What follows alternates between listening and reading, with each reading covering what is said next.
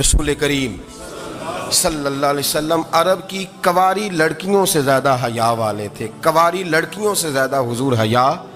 فرمایا کرتے تھے۔ جب خانہ کعبہ کی مکہ شریف میں تعمیر ہو رہی تھی نا، اہل عرب اس کو تعمیر کر رہے تھے، تو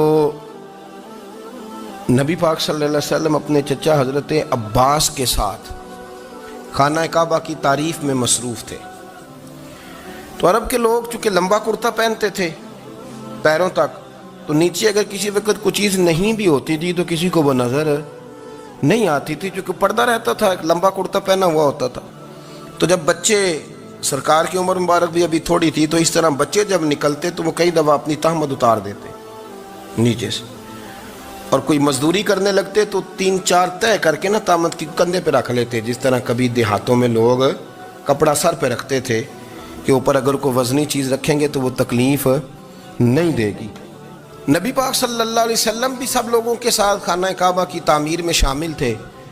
تو حضرت عباس رضی اللہ تعالیٰ عنہ نے کہا حضور سے، ابھی اعلان نبوت بھی نہیں فرمایا تھا، بھتیجے آپ بھی تہمت اتاریے، یہ صحیح مسلم میں حدیث موجود،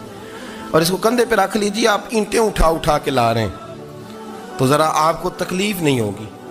تو سرکار دو عالم صلی اللہ علیہ وسلم سے یہ بات کہی، اور پھر جلدی سے حضور کی تہمت کو نکال کے نا، حالانکہ لمبا کرتا پہنا ہوا ہے،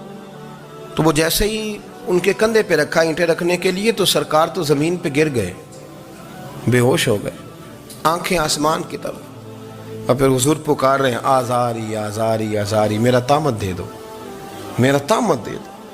کبھی کوئی شخص اس وجہ سے بھی بے ہوش ہوا ہے کہ میرے وجود سے کپڑا اتر گیا ہے؟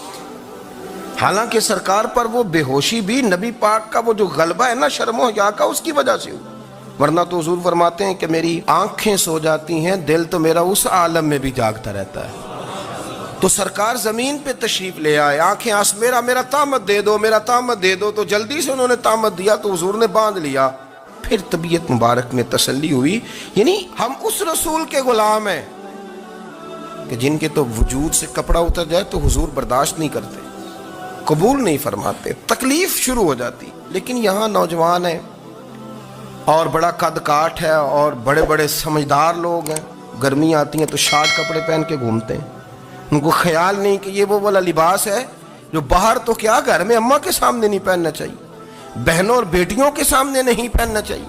آپ کی گفتگو میں شرم و حیا ہو، آپ کے لب و لہجے کے اندر حسن ہو۔ آپ کو پتہ ہے نبی پاک صلی اللہ علیہ وسلم نے فرمایا میری امت میں سب سے زیادہ حیا کرنے والے عثمان غنی ہیں،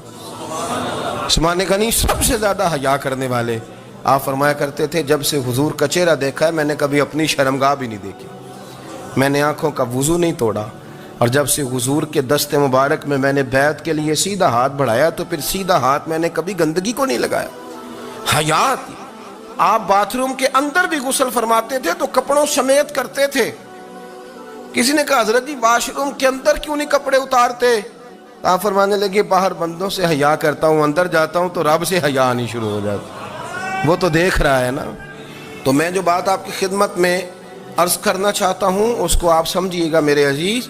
کہ شرم والا مزاج، گفتگو بھی شرم والی،